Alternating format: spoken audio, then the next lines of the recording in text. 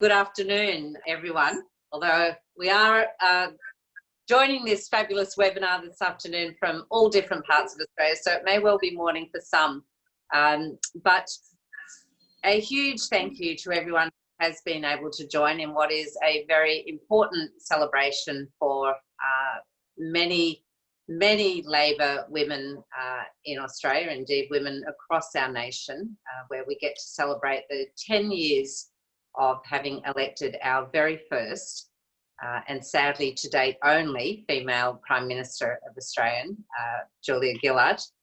And this is an opportunity for us to reflect in what's been a pretty tough week in many ways, but to reflect on the wonderful achievements of the Gillard government.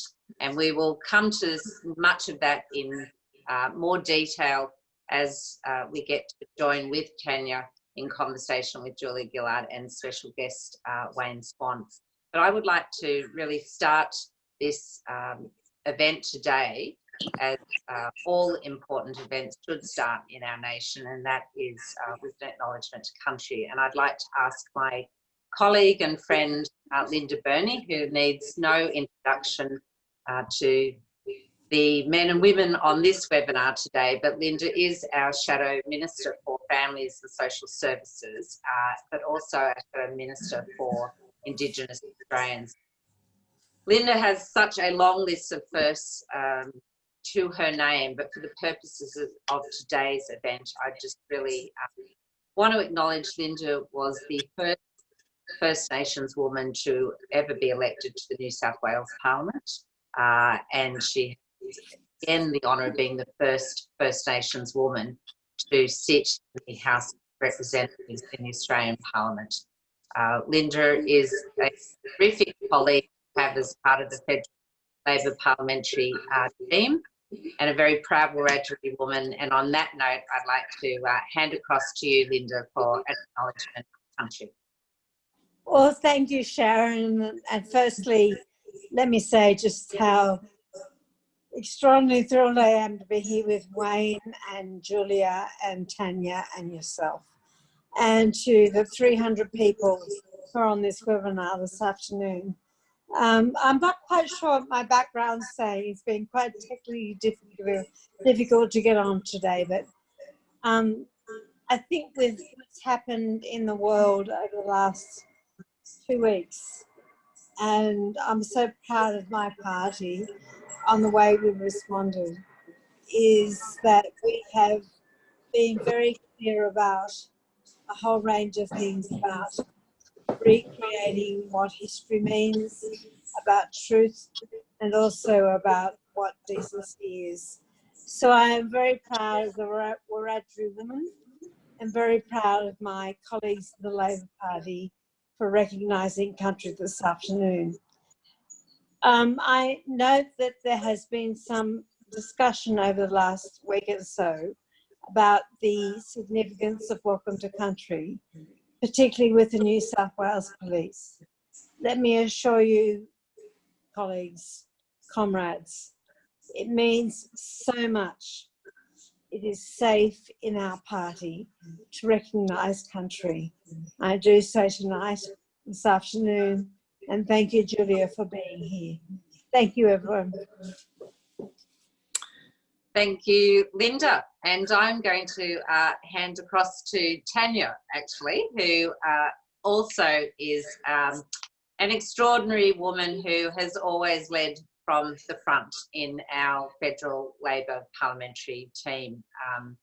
Always a voice and advocate for combating injustices wherever she sees them, and of course played such a critical role in the Gillard government. So I'm going to hand across to your good self, Tanya, to be our host and to leave you, Julia and Wayne, in the very capable hands of Tanya. And I'll cut across to you now. Thanks. Well, thanks so much, Sharon, and thank you, Linda, for that wonderful welcome to country. It's such a pleasure to be here today with Sharon, with Linda, and of course with Wayne Swan and our honoured guest today, Julia Gillard. Julia was sworn in as the first female Prime Minister of Australia on the 24th of June 2010 and served in that role for 3 years. She was the first female Deputy Prime Minister and the first female Prime Minister that Australia ever had.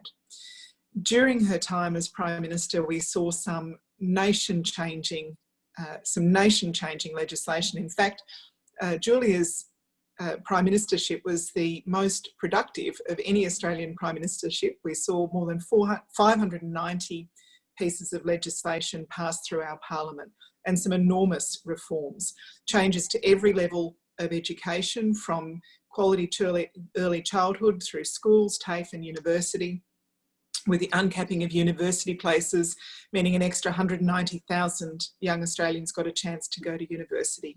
We saw the introduction of an emissions trading scheme. We saw, of course, the National Disability Insurance Scheme. We saw workplace gender equity measures, including dad and partner pay, extensions to paid parental leave, and the social and community sector award changes, which meant that thousands of previously underpaid social and community sector workers, most of whom of course are women, got pay increases, really substantial pay increases, between 40 even 60% for some of those over a number of years. Julia now, of course, is a global citizen. She's working here in Australia with things like Beyond Blue and also the John Curtin Prime Ministerial Library, Western Chances, a terrific organisation that's advocating for better educational supports for the young people of the western suburbs of Melbourne. But Julia is a global citizen, as I said. She's a distinguished fellow at the Brookings Institute working on global education issues. She is, of course, also the inaugural chair of the Global Institute for Women's Leadership in King's College in London, which through research, practice and advocacy is addressing women's underrepresentation in leadership. She's also the chair of the global funding body for education in developing countries, the Global Partnership for Education, and is the patron of the Campaign for Female Education. She hangs out with people like Rihanna and Hillary Clinton, making the case for greater investment in education all around the world. And so we are absolutely delighted, Julia, that you are here with us today. One of the strange things about this COVID-19 crisis is it has forced us all to think a little bit about how we can communicate differently. And so, in a sense, a unique opportunity like this to be joined with people from all over Australia, able to listen to you today and to send through their questions and interact with you, is a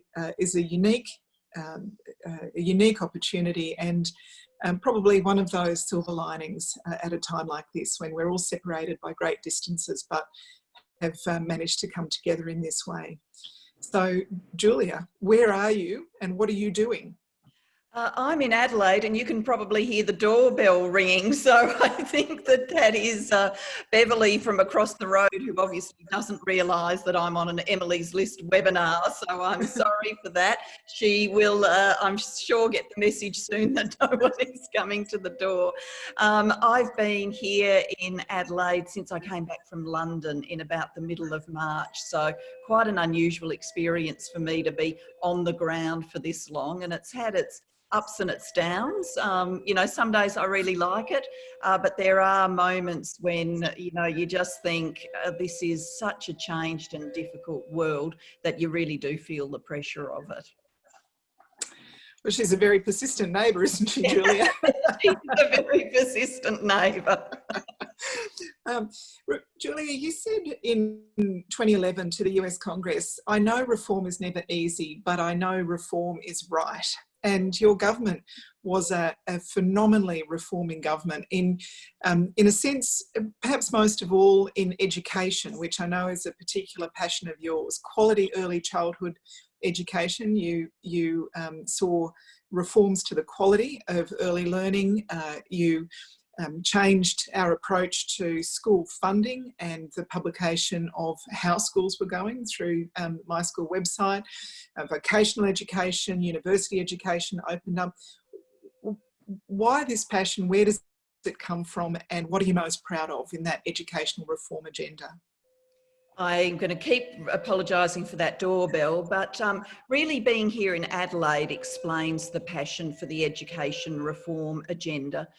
It all started for me, anything that looked like public policy or public advocacy here in Adelaide when I went to university. And I was someone who came from a family home where education was much prized. My parents had both missed out on good opportunities to go to school and certainly missed out on post-school education. And so with that, you know, sense that education really mattered, the first time I ever got involved in campaigning of any sort was against education cutbacks by the Fraser government. So it's a long time ago. So I took into the federal parliament with me this sense that if you could make a difference to education and life's chances, that it would be a great measure for equality, that it would make a difference for children in our nation, that it wouldn't be a circumstance where your postcode, where you came from, defined your chances for the rest of your life. And whilst I originally had that sense about school education and university education, because that had been my experience, obviously the more I learned about the policy area, the more important early childhood loomed, because so much of life's chances is already defined early on, and also how important vocational education and training pathways are. So we sought to make a difference to those across the board. And I think the record speaks for itself, and you must sometimes look at what's been going on a little bit more recently, where the Liberals have talked about sector-blind needs-based funding, but in fact have introduced sector-specific funding that totally disregards student need. You must get a little bit frustrated every now and again. Yes, yes, I do. As you know, I don't get in the middle of sort of contemporary political debates, because the team that you're part of does such a wonderful job of raising all of the big picture issues. What I am, you know, happy about is the terms of the debate have been changed. When we first started out on this journey as a Labor Party of talking about needs-based funding for schools, the reaction of the other side of politics was to say any change from the current system is a hit list, it's unacceptable, you know, we'll never agree with that. And now the debate has changed so much that actually both sides of politics say that they are doing needs-based funding, and the Conservatives try and, you know, say, look, we're really the party that's doing the needs-based funding the best. Now, obviously, you and the Labor team get out all the facts and figures that show there's a hollowness to those claims, but it shows that the terrain of the debate has changed, that they even feel the need to package their arguments in that clothing of needs-based funding. And being a student of the long sweep of politics, if you can win that foundation stone, yes, it should be needs-based, then whilst there will be, you know, advances and retreats, you'll actually, over time, definitely make progress, because that has settled in the community as the right thing to do, to fund on the basis of need. I suppose in much the same way, Medicare used to be a very contested area of policy, and now everybody loves Medicare, apparently. During your time, there were some really important changes. Kids Dental, the Grow Up Smiling program, which I adore, and it's still there. Big changes in mental health, which I know again is a passion of yours. But perhaps one of the widest ranging reforms was the one to introduce plain packaging for cigarettes. And we just saw the most recent victory. It looks like now all of the legal challenges to plain packaging have been exhausted, and we see that it has become, well, it's been adopted by a few dozen countries around the world. What do you think the impact of that has been and will be? Well, it's been more than 100,000 lives saved, basically, here in Australia. It's made, 100,000 people, more than 100,000 who have given up smoking. And so all of their risks of, you know, cardiovascular illness, lung cancer, various other forms of cancer, all of the things we know that come with smoking have been reduced. So life-saving, potentially, for each of them. And it's had huge ramifications around the world. There are around 20 countries that have followed the reform and a number of others that are going to take it up. And it really is a case study in how big the pushback can be around progressive reform. I mean, big tobacco didn't lay down the cudgels once this went through the Australian Parliament. They basically fought it every step of the way, and it's taken till now for every legal victory to be delivered. So I do think that it's a lesson to all of us about staying the course, about recognising that what you do today may not, may have implications, may have issues around it for the best part of a decade later, but if you keep pushing through, then it will stay and it will make a difference. And I always love it when you can point to the fact that Australia's leading the world, and we definitely led the world on this. Absolutely. And another world-leading social policy reform was the National Disability Insurance Scheme, which I think you said after it was achieved, it seemed like the obvious thing that was always going to happen, but it didn't. It wasn't quite as easy as that, was it? It was a huge, complex, challenging reform that has, I suppose, almost uniquely been one of those big, difficult reforms that did gain bipartisan support, and that means we've seen well over 300,000 people helped so far because of the NDIS. You must be super proud of that. I am super proud of that, and I'm proud of it for the whole team, because it was a huge team effort. Bill Shorten, of course, doing so much of the campaigning and awareness raising around it. Jenny Macklin doing so much of the technical work, and hugely complex policy reform. So you needed a policy brain as big as Jenny's to deal with all of the details. And it is a tribute to those who got out from the community that supports people with disabilities themselves. I mean, my enduring memories of all of the National Disability Insurance Scheme reform, I guess it's got two levels. I remember the COAG negotiations and the individual negotiations with premiers. So those very, gritty moments when you're trying to get a reform through. But I also remembered the huge community events. And, I went to things where there were thousands of people with disabilities and their carers and families. And if you just stop to think about, the logistics of that. I mean, we've all been campaigners for a long period of time. We know how hard it is to get 500 people to go to a meeting or 1,000 people to go to a community event. That's really hard. And you make that even bigger, quite a few thousand people, and many of them have got profound challenges in terms of travelling to events.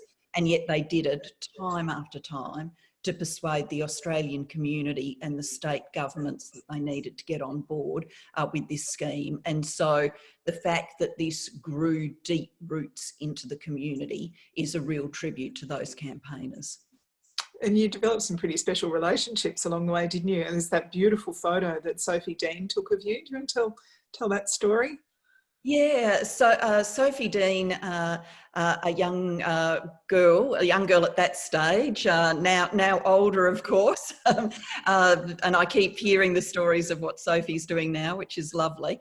But Sophie Dean, a young girl with Down syndrome, we were having a cup of coffee with a group of people with disabilities and with their families, and she loved to take photographs. And Tanya, you would know as well as I do just how much your life ends up being about photographs, and just sometimes, when you're doing a big thing with a magazine or whatever, that they'll take forever to get the shot that they want, and you think, how can this just be taking hours and hours? But it does. And yet there's Sophie with her camera, and she sort of forged a bit of a bond with me. She wanted to sit on my lap. She wanted to chat to me, but she also wanted to take photos.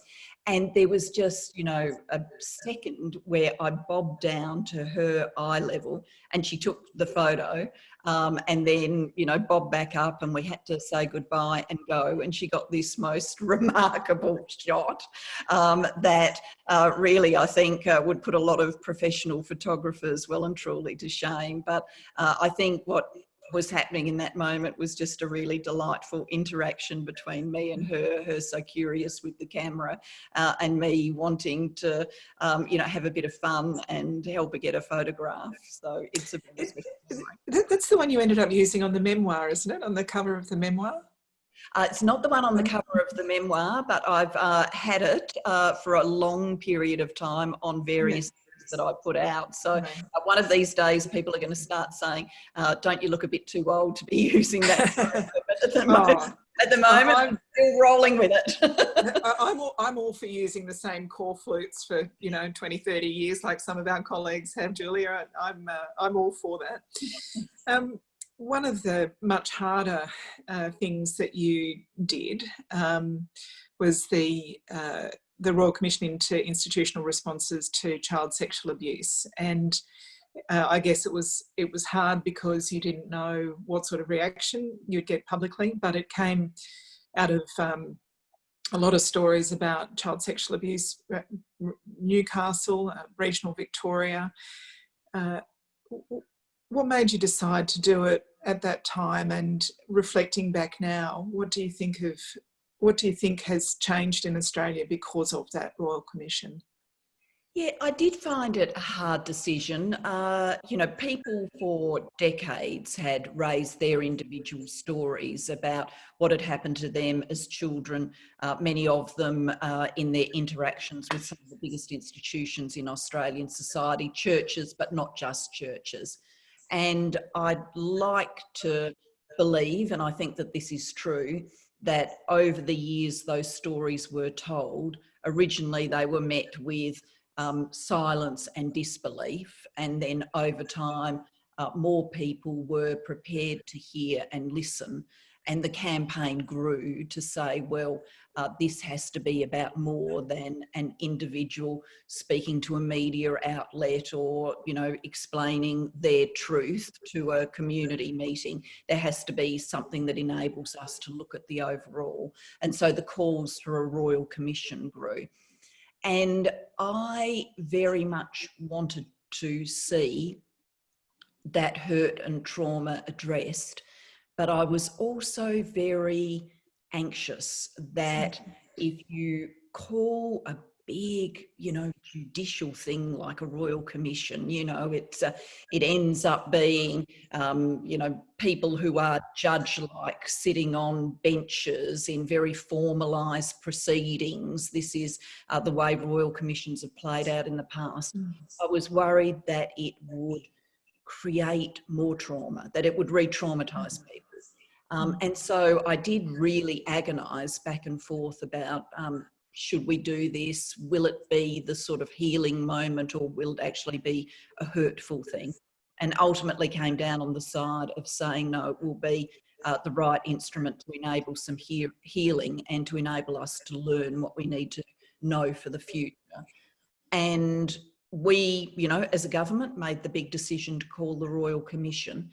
And it did end up bringing a lot of healing for people. And I think that's a tribute to the people we appointed as Royal Commissioners. They found all sorts of ways of interacting with people, some more formal, some less formal, to allow people to tell their story in an environment that was embracing of them. And it's a tribute to the community and to the individuals who stepped forward. And what I think it's left us with is many survivors who say it's made a big difference in their lives because they felt believed, acknowledged, respected. And that was something that gave them a sense of dignity that was really important to them. but it's given us 408 recommendations too, most of which are being enacted, and hopefully will keep children safer for the future. So I'm, sort of delighted that all happened, and it led to the national apology, and I think it's led to a safer Australia for children. I always think one of the most important things that's changed since the Royal Commission is no child will ever go and tell an adult that they're being abused and have that adult say, don't be silly, don't tell lies, which was the experience of so many of those people, wasn't it? Who they did tell another teacher, or they told an adult that they trusted. And because it seems so, it's so difficult to believe that people in trusted positions of authority would be systematically abusing children. A lot of the kids who did try and disclose or did try and run away were, their disclosure fell on deaf ears. Some of the statistics of the Royal Commission are phenomenal. 42,000 calls received, 8,000 private sessions, 26,000 letters or emails received, and 1.2 million documents reviewed. They are a magnificent lot of commissioners and a magnificent lot of staff that worked on that Royal Commission. And I know I saw you at the apology, and I saw the way people responded to you. A lot of people told you that day, didn't they, that it had changed their lives to be listened to for the first time? They certainly did. I mean, that was a tremendous moment in the Australian Parliament and beyond. There was the formal apology in the Parliament, and then some other things for people to go to in Parliament House. And I was just overwhelmed with the reaction of that community of survivors to me being there. I was so glad that I went. And to hear the individual stories and the difference it made. And you're right, Tanya. I mean, many of these people had doors slammed in their faces for years. And, there's the trauma of the abuse, and then time after time, doors closing, people not believing you, people thinking you're making it up, and rejecting you, would feel like they were rejecting you as an individual as they rejected your story. And for those individuals to tell the truth, the Royal Commission, and to be believed, it sounds like such a simple thing, but against all of that rejection and disbelief is such a profound thing, and people definitely talk to me about that on the day.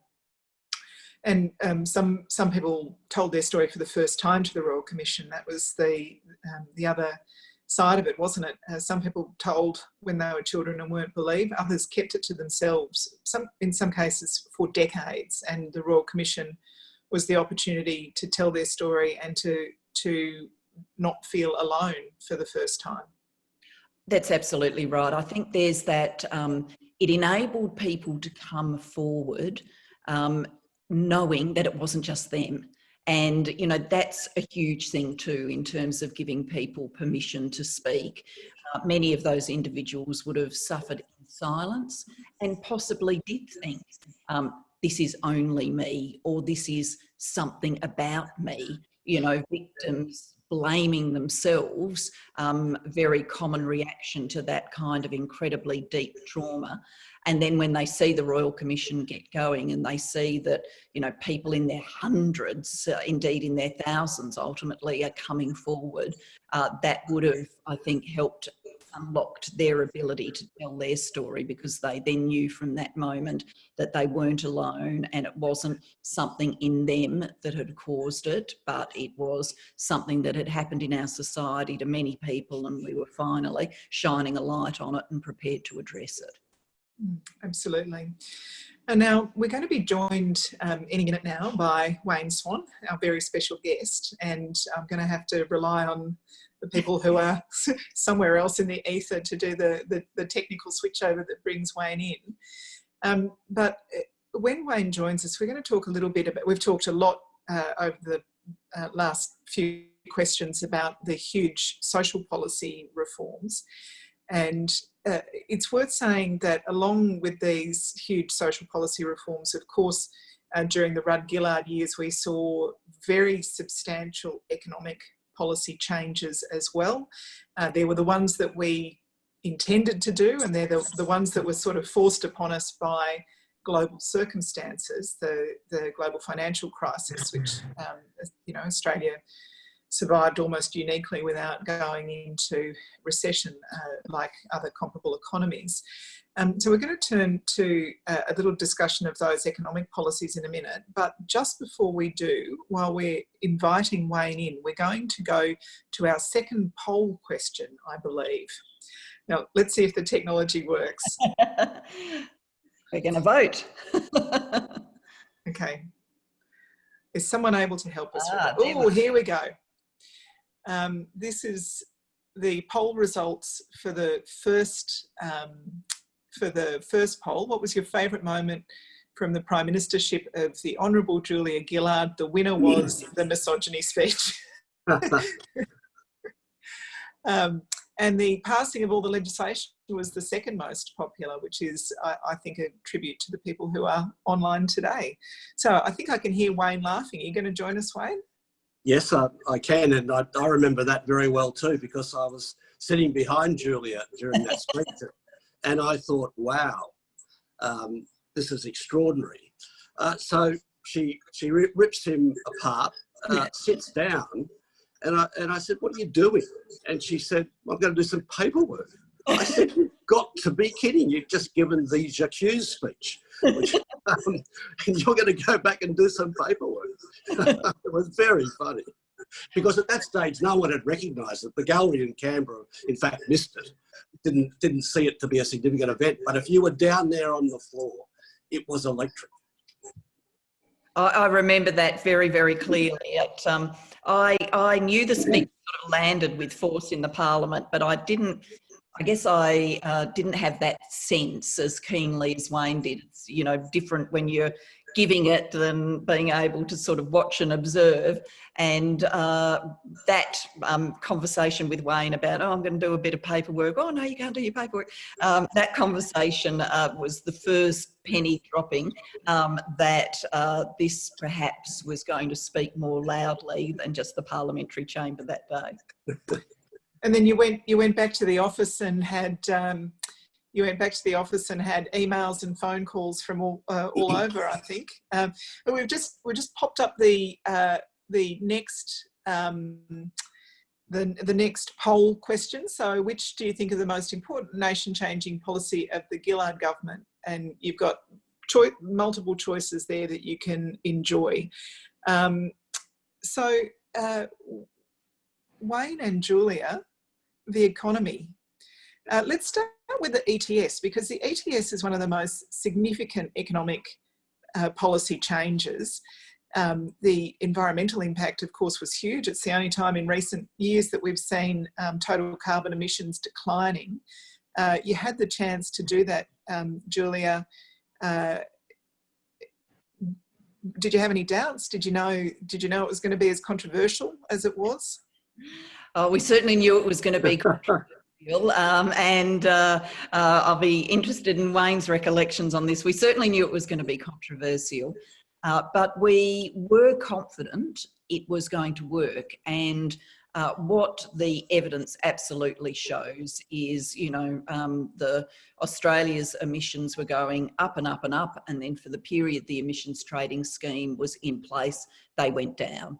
And so you know, we knew it was going to have that effect, and that putting a price on carbon was the only way of driving that sort of major re-gearing of the economy, which would enable us to cut our emissions, which is of course, what we need to do to combat climate change, what we've signed up to do in terms of international agreements and the like. But we knew it would be a controversial reform and an economically complex reform. And Wayne and his team, working with Jenny and others, spent a lot of time on the, and of course Greg Combay, a lot of time on the mechanics of the scheme, but also the ways to support families to ensure that families ended up, many of the lowest income families actually better off as a result of us putting a price on carbon through enabling new payments to them.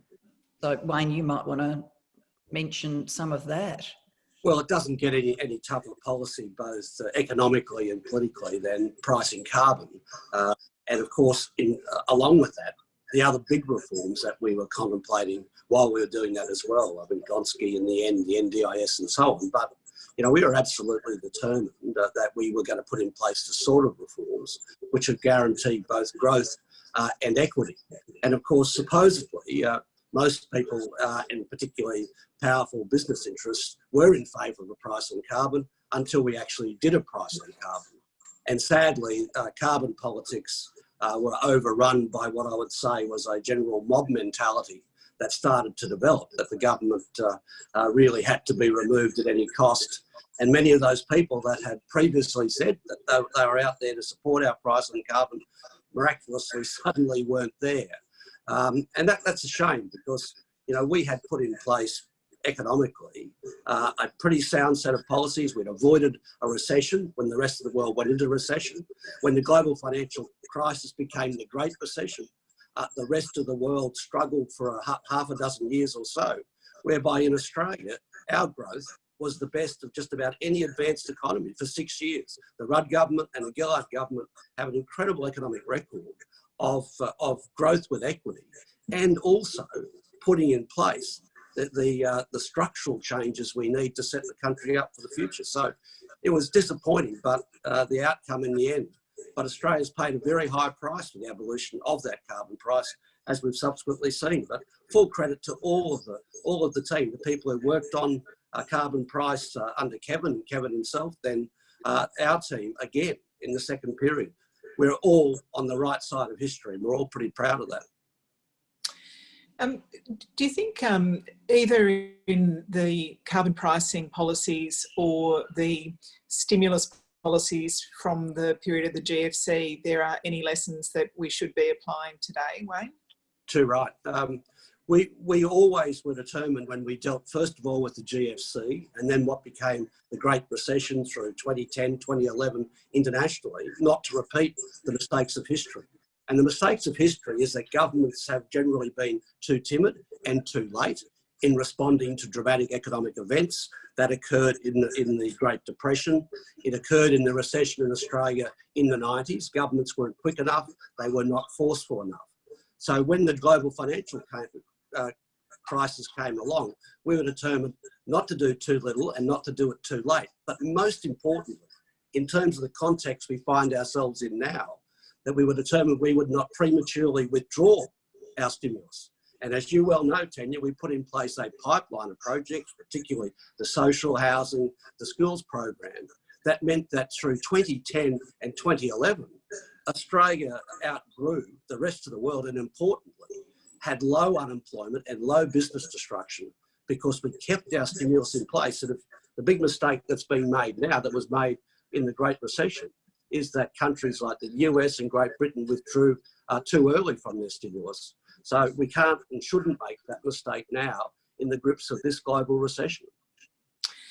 Julia, Wayne's mentioned some of the building programs that we did during the GFC, and of course I'm very attached to what we did in social housing and very proud of what we did. But the investments that when you were Deputy Prime Minister, you were able to make in schools, and as Wayne says, that program lasted for years, Building the Education Revolution. It really did transform our schools. There had been no significant building in public schools in particular for decades before that. And I still visit schools today, and the first thing that the principal will often show me are new classrooms, beautifully designed, you know, solar panels on the roof perhaps, good passive solar design, low cost, durable materials. People are still so proud of those BER projects. You must look back on that physical manifestation of our investment in education with some pride. Oh, I certainly do, and I still have people talk to me about it.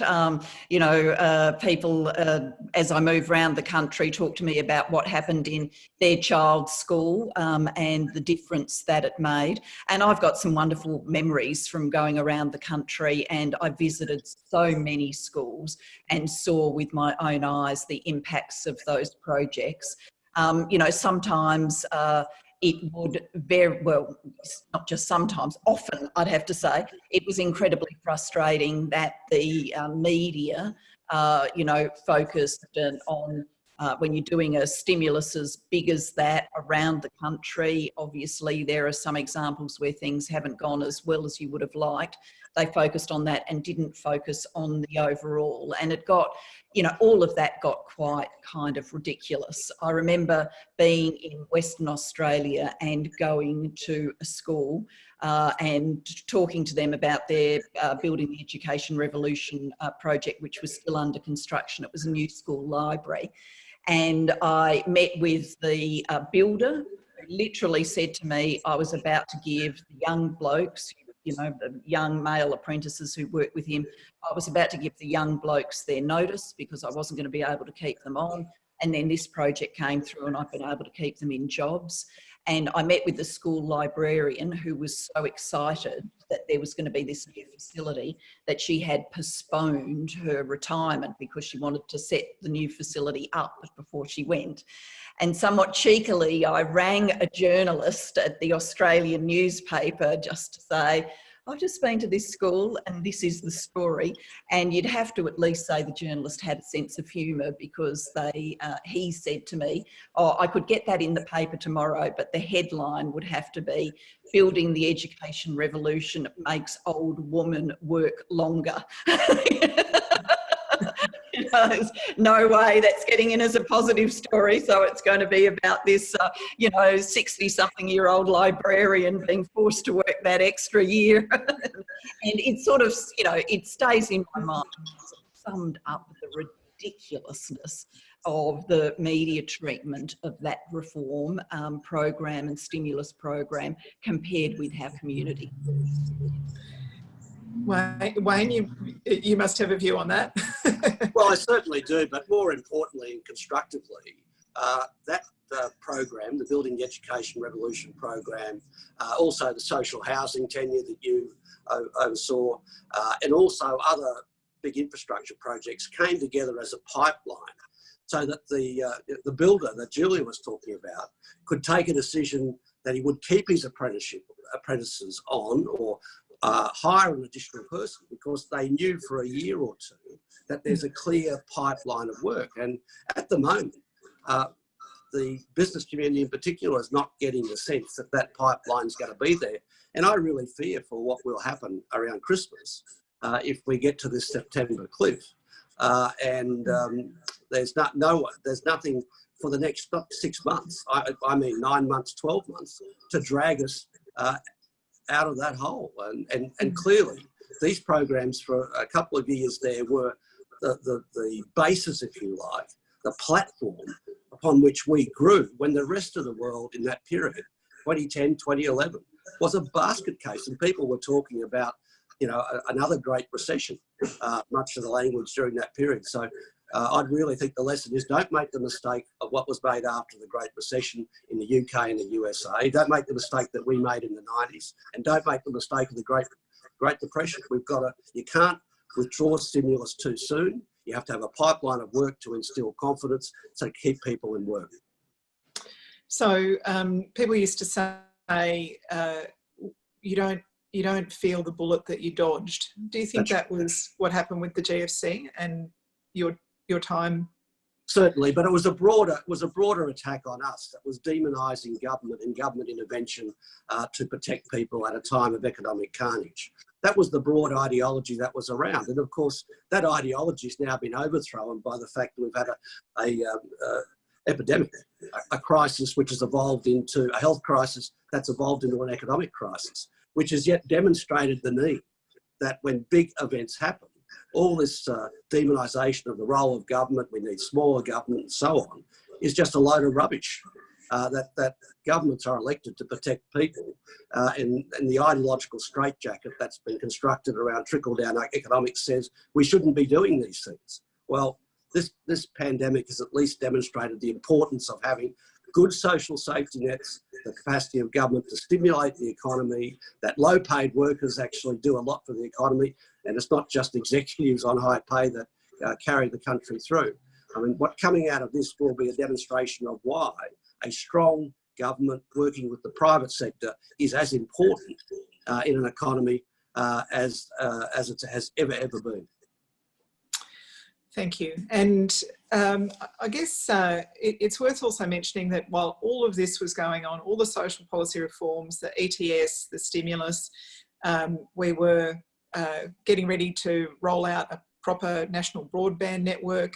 We were strengthening our alliances both with the United States and with China. I think, Julia, people have remarked about your Prime Ministership that it was an unusual and important achievement to strengthen our relationship with our traditional partner, the United States, at the same time as improving relations with China. And it looks now, you can see the skill required to do that. It was particularly important to do it at that time of economic insecurity globally. Do you want to talk about that at all?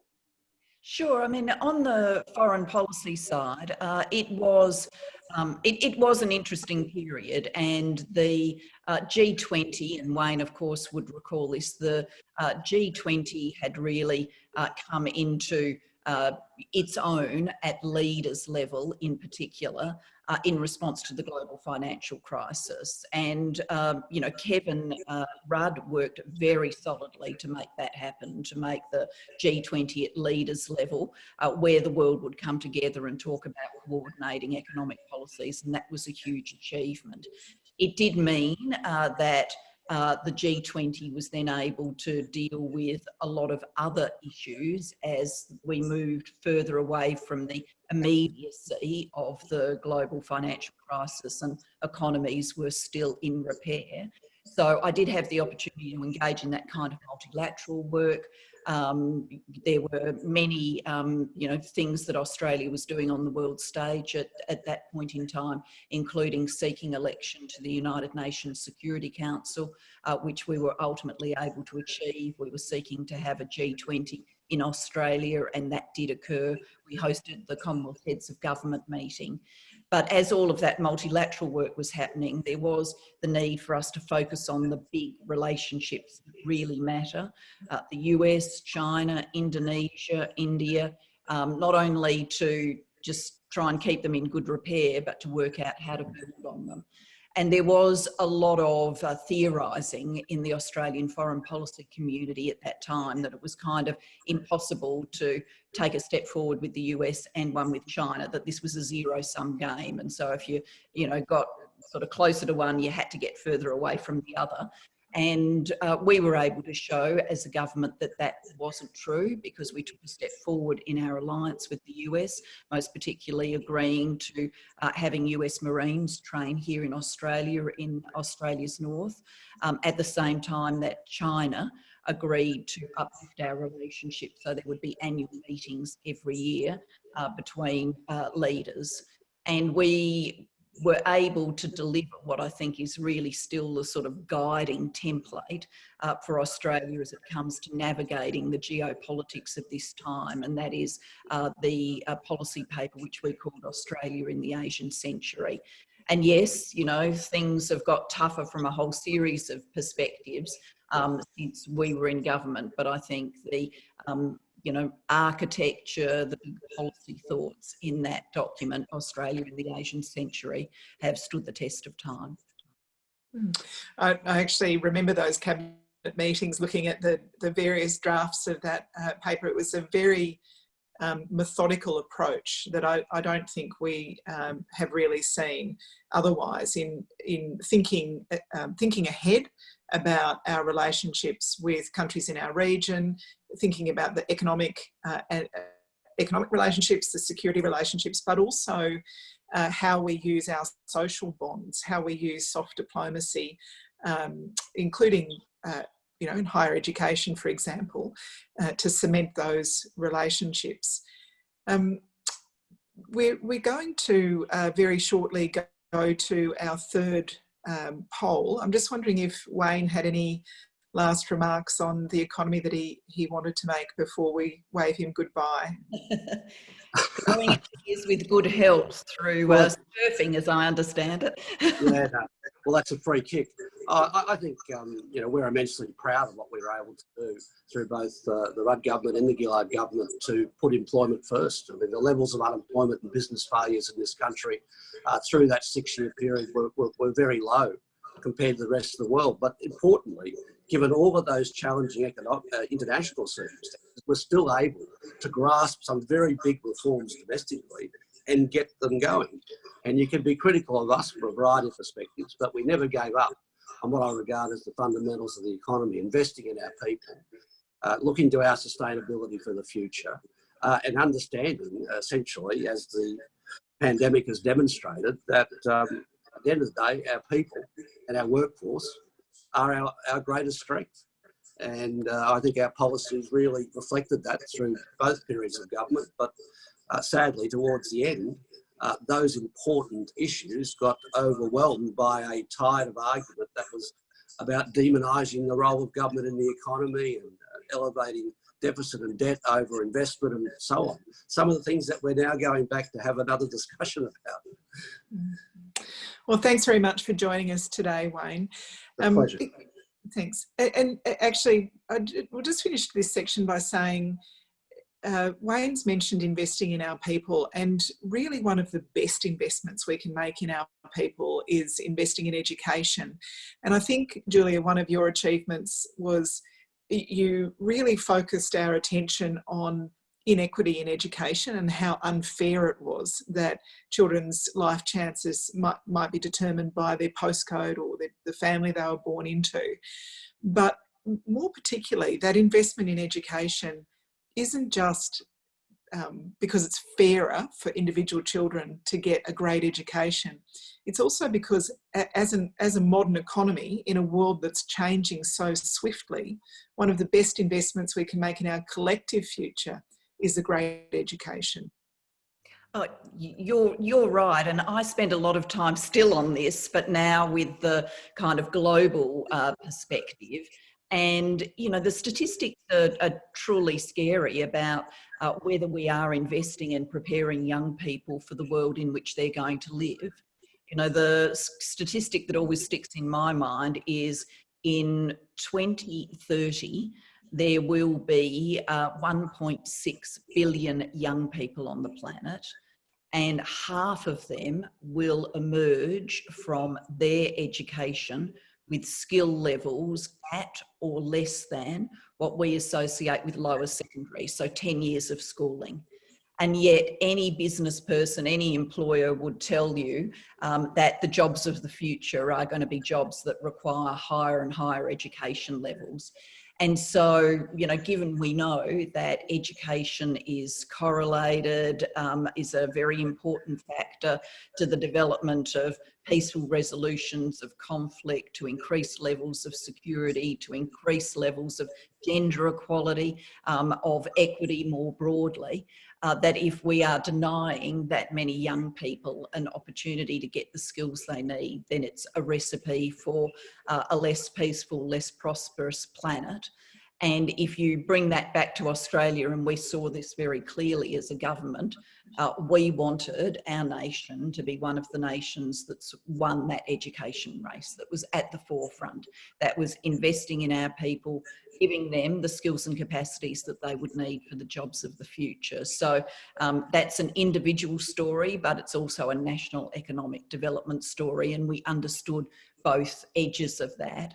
And inevitably, when we talk about education reforms, the big dollar signs come up in people's eyes, how much we were prepared to invest in schools, obviously many billions of dollars, how much we were prepared to invest in early childhood, and the list goes on. But every new investment we made had associated with it a major reform program which was focused on quality and focused on equity. So, for example, the growth pattern that we put universities on, where they could enrol more students, that gave universities more resources, absolutely.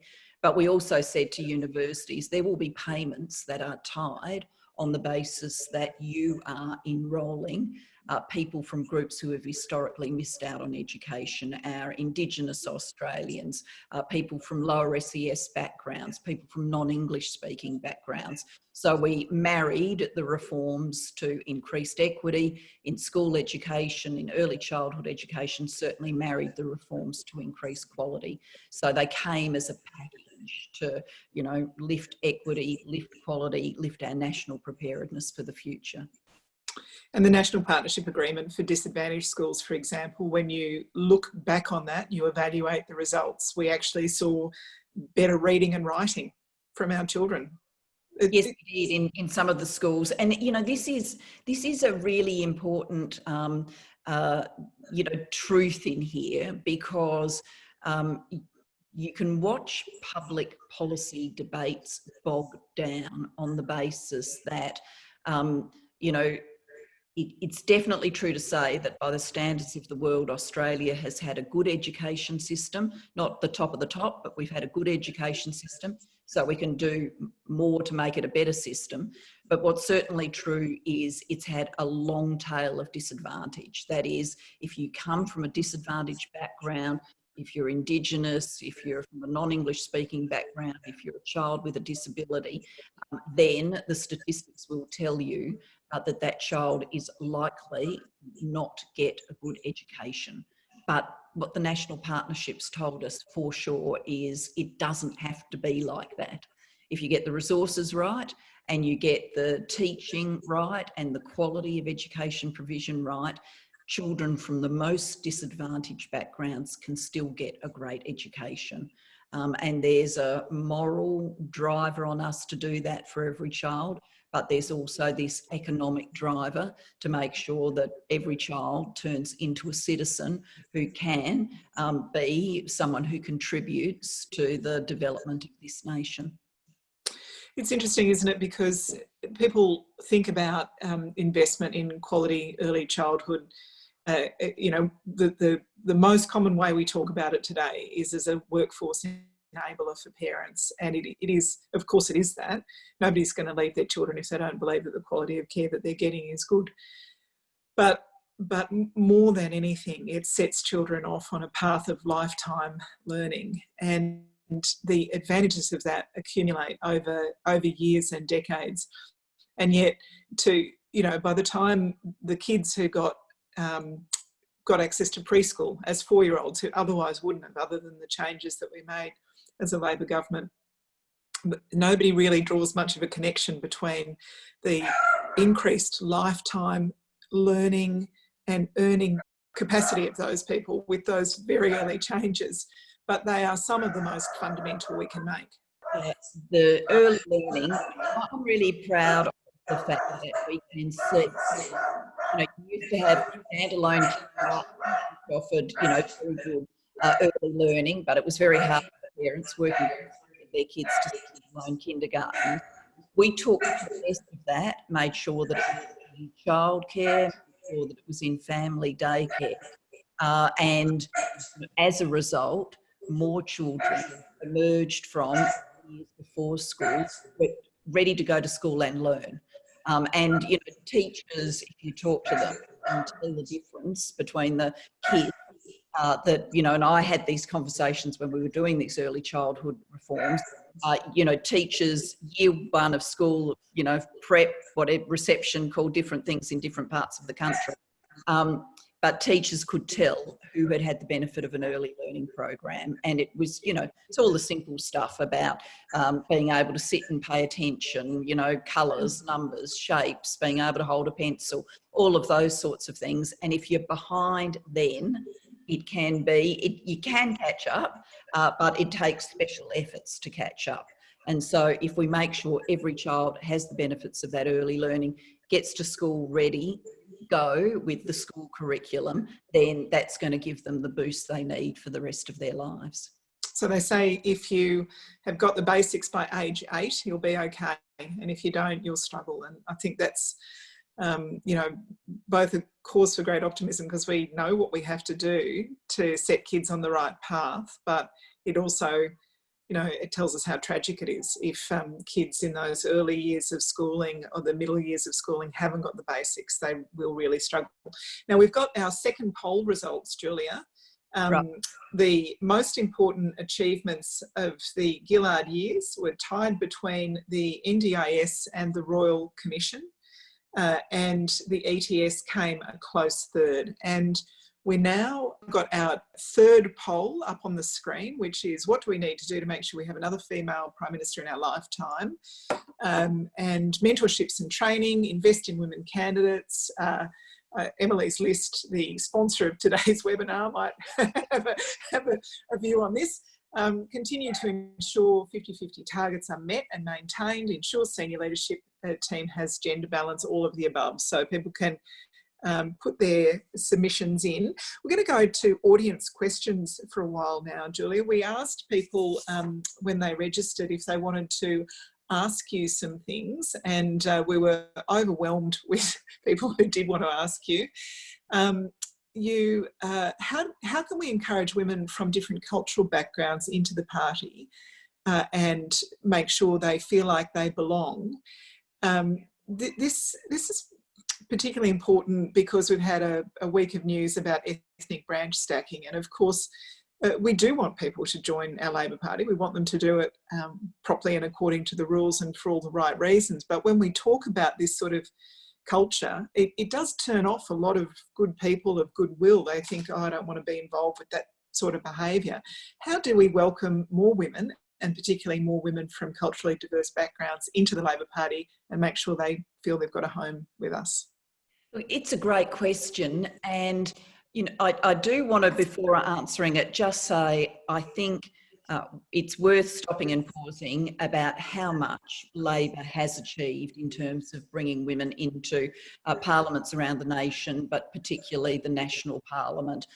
You know, the decisions we made in the 1990s to have the affirmative action rule for bodies like Emily's List to be created, they were the right set of decisions. And what that put together were structural solutions, you know, the affirmative action rules, making sure that there were targets to aim for, with support style solutions. So new outreach, new ways of women coming together and supporting each other and learning from each other on the journey in politics. And it seems to me that there's probably some combination of those elements that could make a difference for women from, you know, culturally and linguistically diverse backgrounds. I mean, it is important, I think, that we firstly send a message that those women are welcome, and that might well mean that there needs to be more ways of engaging in Labor Party discussions than just in English, that we do enable there to be branch meetings and discussions that are in other languages, community languages that people speak. I do think that it's about role modelling. It's about making sure we celebrate the women who come through from different backgrounds, and that they then, you know, help inspire the next generation. I've, in July, actually co-authored with an African friend of mine, Ngozi Okonjo-Iweala, got a book coming out on women in leadership, and we spent a lot of time talking about role modelling and the impact it can have, and when it has its strongest impact, but it definitely makes a difference. And then we've got to be, you know, prepared to hold ourselves to account. So, you know, it doesn't have to be the complexity of a rule change. It can be the setting ourselves at local level, at state level, at national level of some targets that we're prepared to be held to account against, that we want to diversify the membership of the Labor Party. So how are we going to do that? If there's something that focuses the mind, you know, the old saying, what gets measured gets done, then I think we will find the various ways. It won't be a one size fits all, but we will find the various ways of making a difference. Of course, when you and I were elected in 1998, women made up about 26% of the Labor caucus at the time, and for the Liberals, they were pretty close. They were at 25%. We've got to 47% in 2019, and the Liberals are still at 25%. It does show what a difference having explicit targets can make. And once you break through that, you know, most people would say once you've got a third of any organisation, you've got critical mass. Do you see a different Labor Party to the one? I mean, your involvement didn't start when you were elected to Parliament, but it's a different Labor Party, isn't it, in so many ways to when you joined as a young lawyer? Yeah, it's a different Labor Party. There's no doubt about that in my mind. It's a different Labor Party, and it is a better Labor Party. And one of the, stupid things, I'd heard it in my time in the parliamentary chamber. You probably hear it still. In those late night debates when people are getting a little bit lazy with their interjections, a bit silly with their interjections, they might have had a glass of red wine or two over dinner.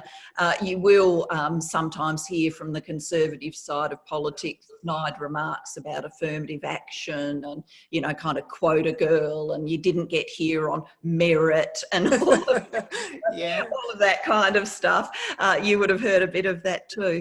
And it's just such a profound misunderstanding of merit, number one, because if you believe, as we obviously do, that merit is equally distributed between the sexes, then you can't look at an institution that's disproportionately male and say people got there on merit. Obviously, something is stopping women of merit coming through. And when you address those things, as we have done in the Labor Party, and more women come through, what you see is a better party. The party is better, stronger, sharper, more thoughtful, in every way. It does its job at a higher quality standard because we are more diverse. And the challenge is for us to become more diverse still. So we've made a big difference on gender diversity. There are other things we need to do to represent in full the composition of the Australian community. But I've got no doubt that it's a better place. And in writing the book, we did interview women leaders around the world. One of them was Jacinda Ardern, who's absolutely clear on the difference it makes to be woman Prime Minister number 3. That's a different thing from being the first female Prime Minister or even the second female Prime Minister. And it's very few countries in the world that have had 3 women lead them, but New Zealand's one of them. And so I think, another stage for us here in Australia is for it to become far more common, to see women leading. We see obviously women premiers, but women leading at the national level, and that will make us stronger too, and that will change the experience. I do genuinely think it'll be easier for the next woman after me, and then the more women we have do the job, the easier it will get, the more normal it will get, the more usual images of female leadership will be, and the better that is for the next generation and the next generation, because that role modelling's there. Well, in fact, one of our additional questions was, can you tell us what your 3 tips would be for that next woman in order to survive and thrive and change the nation as you did? That's a nice question. I would say hopefully she'll face less of a gendered reaction, but to the extent that she does, it should be called out early. I think I didn't call it out early enough. And she shouldn't necessarily take all of the burden on her own shoulders of calling it out. As a political party, as an Australian community, we should be calling it out for her so that it doesn't sort of get like a, snowball rolling and gather force and mass over time. So call it out early. Number 2, I would say to make sure that she's very clear on the purpose, what she's there to do. Days, and I remember them as Prime Minister, they could buffet you around in every sense, and you needed to steady yourself and come back to you know, what is it that I'm here to do? What are the big things that are going to make a difference? And so that sense of purpose is really important. And then thirdly, and this is, I think, more true over time, you know, I was there as social media was starting to make its impact felt in politics, but now it is much, much more so. And I think the protective walls that you need between yourself and some of the filth and misogyny that circulates on social media, I think those protective walls need to be built high, and you need to think about them in advance. So I'd certainly say work out how you're going to deal with that. I think not reading it is a really good start. I'm always surprised by people who read all the negative stuff that's on Twitter or, you know, Facebook or whatever about them. I think it's soul destroying, and I think it gives you such a false view of humanity, doesn't it? I mean, there's a whole lot of awful people who spend their lives, I always imagine them in a basement somewhere, trolling people, and that's not what most people are like. Most people are, you know, working hard, raising their families, looking after their neighbours, calling out a cheery hello as they walk past your house on their way to work. You know, people are fundamentally decent, but if you lived in the Twitterverse, you wouldn't believe that for a second, would you? No. We're coming to our last couple of questions. The time has flown so quickly, but I wanted to talk to you about a few of the additional gender achievements of the government, and we've talked about some of them, but one of the ones that I was most proud of was the equal pay case for social and community sector workers. What made you invest so much time in that particular achievement? It really dates back to my work as Deputy Prime Minister. When we legislated the Fair Work Act, we made sure that it had a decent equal pay principle in it. And of course, the history of pay equity has been a long and kind of vexed one in many ways. You know, it's been a long, long time since you could not pay a woman the same rate as a man for doing exactly the same job. The Industrial Relations System and Labor Government, Sex Discrimination Act, all of that fixed that a long time back. But what hadn't been fixed was the valuing of work. So the historic, systemic undervaluing of caring work, because it was seen as women's work and not seen necessarily as skilled work. So the assumption being, well, you know, kind of women are good at things like that, so it's not a learned skill, it's not a valuable skill, so, you know, it can be paid a lesser rate. And, you know, history had baked that in to our industrial relations system over generations. And so we had to get a decent fair pay principle in the legislation. And then we wanted to see someone take the first case, and the first case to speak loudly into the Australian community that this systemic undervaluing of women's work wouldn't be tolerated any longer. So I was really grateful when the Australian Services Union decided to take the case on behalf of social and community services workers, because it was just so clear that they were being underpaid. And, you know, Tanya, with your work before politics, particularly in the women's refuge sector and the like, you would have seen this personally.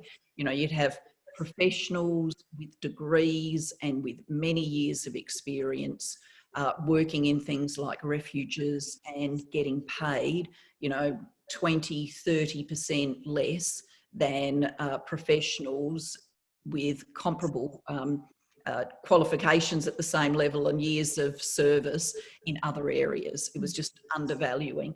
And so when the case was taken, we obviously wanted to work in a positive way with the union to make sure that there was a settlement that properly reevaluated this work, and that led to some very big pay increases for social and community services workers.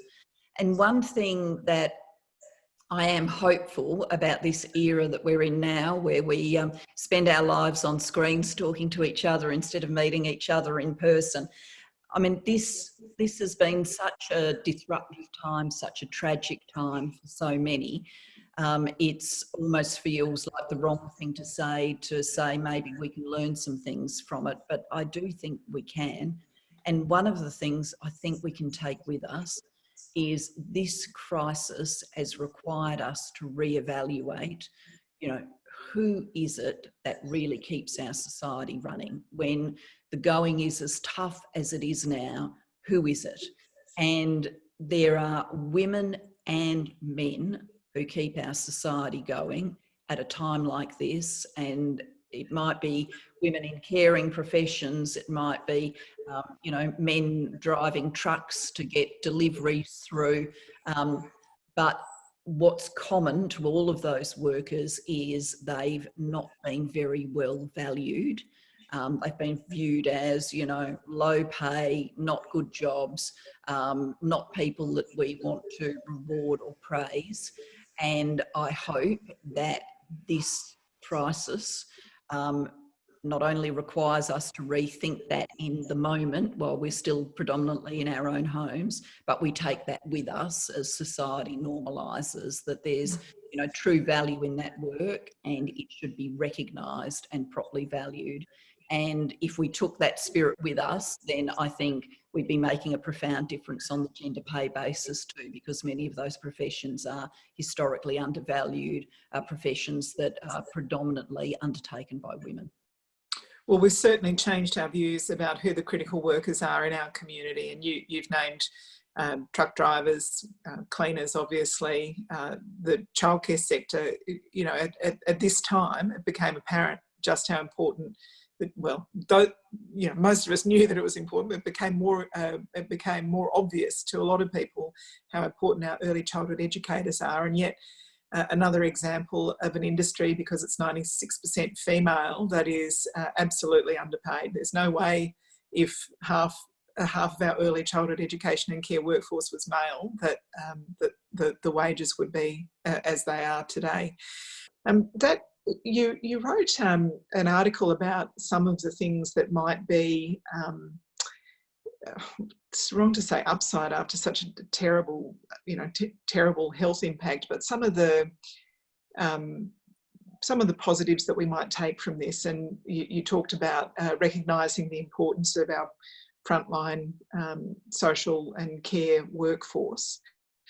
You also mentioned that you might see a change in employers' attitudes to remote working and workplace flexibility that would help people balance their work and family responsibilities.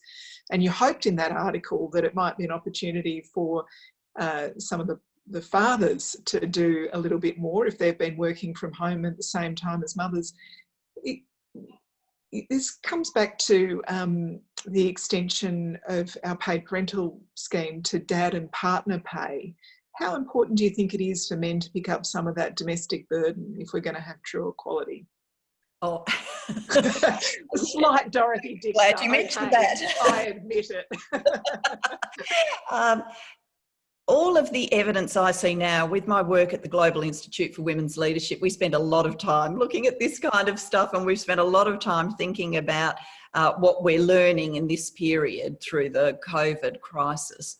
I'm increasingly attracted to models, and they have them in some of the Norwegian, Norway's got it, and some of the other Nordic and Scandinavian countries, where men get an entitlement around the birth of a child, and if they don't use the entitlement, then they lose it. And so that really creates an incentive to take the entitlement. Now, that's relatively recent development, but there has been some longitudinal studies of men who did take off considerable amounts of time at the time of the birth of a child. And what those studies show is 5 years later, you know, when the child's 5, you will see in families that did that more equitable caring arrangements between the male and female partners. So obviously these are studies about male and female partner couples. You will see more equitable arrangements for sharing of domestic labour and caring for children. You will see less alcohol use by the father, and you will see less of a divorce rate or separation rate in the family. So that time of, you know, men being there and being a carer, so not just taking time off when the mother is taking time off, but separately taking time off and being the primary carer for a period, that bonding and equity in the family's arrangements shows for a very long period of time. So I'm hopeful that, you know, because we've learned, you know, through studies like that, through the experience of other countries, and now through what we're seeing in this pandemic time, I hope that we will be entering an era where it's far more at the forefront of the public conversation to be talking about equity at work, gender equity at work, and equity at home. And the two are definitely associated. If women are disproportionately picking up domestic and caring responsibilities, then that is always going to show in the way in which we enable women to come through and thrive in the workforce. We want better sharing on both fronts of the possibilities that work can give us. We want that equitably shared, and the caring and domestic responsibilities. It's obviously better for women, and I think the untold part of the story is it is better for men too. Like, there is something great about feeling competent and you're looking after your own children. You know, the blokes who say, I've got to babysit my children tonight, who feel like it's a rare and unusual thing to be in sole charge. I think they're missing out on so much. Julia, we're coming very rapidly to our 4 o'clock close, but I did want to ask you, you know, where to next for you? What are your next big projects? And I thought maybe the way to do it was to mention that you've got this wonderful podcast, a podcast of one's own, where you've interviewed so many amazing women. I've been listening to the podcasts on my drives to Canberra, to and from Canberra, and you've had Hillary Clinton and all sorts of terrific guests. But you ask that question. If you're in charge of the world for a day, what would you change so that there was greater equity for women all around the globe? What would you change? And of all the things on your plate at the moment, what are you most excited about that you'll be doing that will change things for women? If I had absolute power globally, including over people's minds, I'd be... Come on, don't pretend you haven't thought of that. I'd be reaching in, and I'd be getting all of those gender stereotypes out of our heads, which I think are so fundamentally limiting, and they're in all of our heads. So fundamentally limiting of the full range of opportunities, possibilities, hopes and dreams for both men and women. We still far too much from the moment someone asks, oh, was it a boy or a girl, about a new baby, from that moment on, we still do so much that confines people into gendered roles and doesn't give them all of the options and possibilities. So I'd like to change that. And if I could sneak one more thing in my capacity as chair of the Global Partnership for Education, I know that it's girls around the world who disproportionately miss out on school education. So I'd make sure that every girl, every boy, every child had the opportunity of getting a great education, and that would be a foundation stone for gender equality. Wonderful responses. Thank you so much for your time today, Julia Gillard. We are so delighted to have been able to celebrate your time as Prime Minister. and the wonderful achievements of the Labor government that you led. I'm going to hand back now to Sharon Clayton, who is going to take us out for the evening. Thanks, Julia. Thanks, Tanya. Thank you. Sharon. There she is. Surprise. And thank you to Emily's List. Thank you. Indeed, and I, as one of the national co-conveners for Emily's List, I just want to say how enormously proud I've been to be part of this conversation today. It's just been really terrific to see you and Tanya, and indeed Wayne, and earlier Linda, of course, just, reflect on some of the extraordinary work that you did in government, and it's really important that we never forget that, actually. And I do want to acknowledge also, Julia, that you, of course, were one of the founding members of Emily's List, and so it is very fitting that it should be Emily's List in partnership with Elizabeth Reed Network today, hosting a webinar in this new brave COVID-19 world that we live in, to mark the really special occasion that is a decade on from you being our 27th Prime Minister and to date only woman Prime Minister in Australia.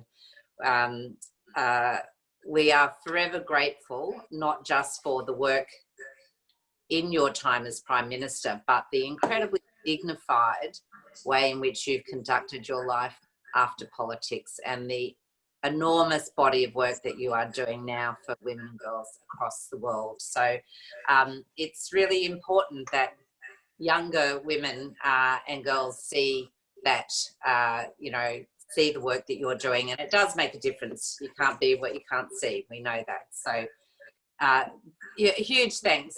Thanks to Wayne and to Tanya for joining us today. It was always terrific to have you both on board as well.